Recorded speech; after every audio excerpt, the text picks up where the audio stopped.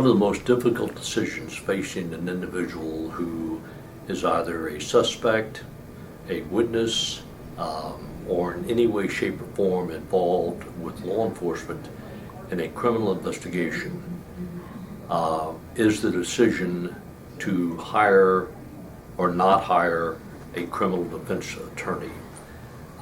Then comes the decision as to, for instance, who to hire.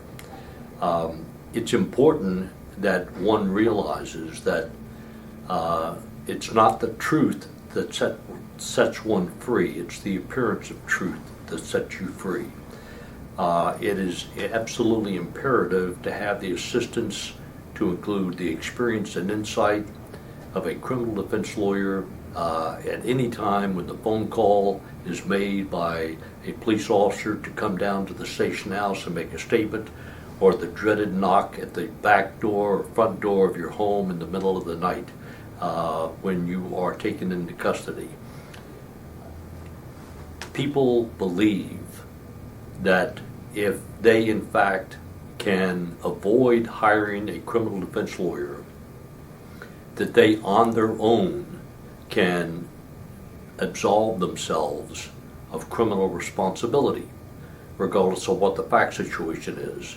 And unfortunately, what happens is that individuals who try to do that become more enmeshed in the tar baby of the criminal justice system and eventually end up in a situation far worse than that person would be facing had that person not made that awful decision, basically a non-decision concerning a criminal lawyer. There is a perception in the public's eye that if you hire a criminal defense lawyer, you must have something to hide. Law enforcement knows that's not true.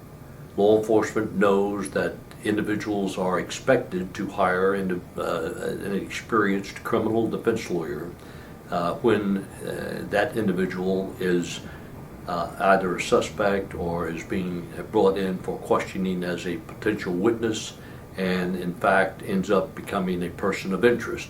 Law enforcement knows that.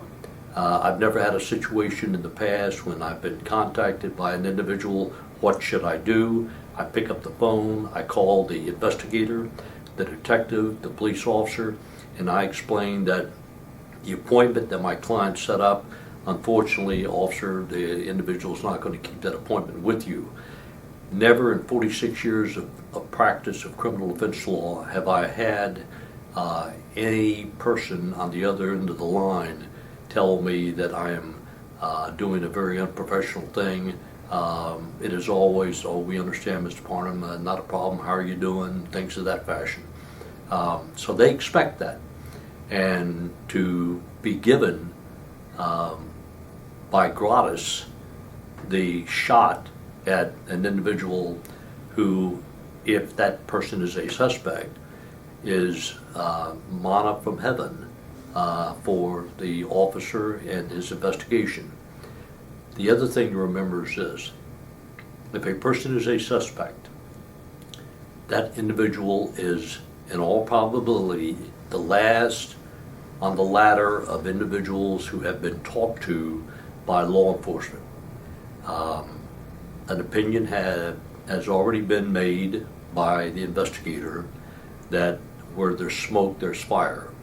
And the responsible investigator and the experienced detective will know that the last person that they need to talk to and couch it in such a way as to let's hear your side of the story, which gullible people sometimes permit, unfortunately, that the last piece of the puzzle is the interview with the suspect.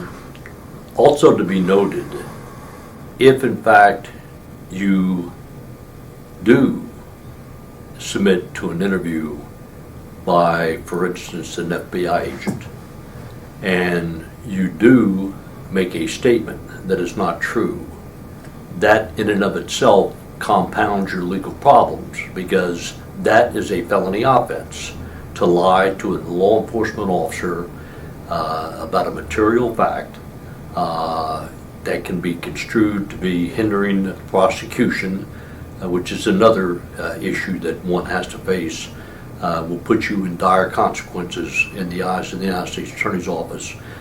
Another reason not to submit to an interview.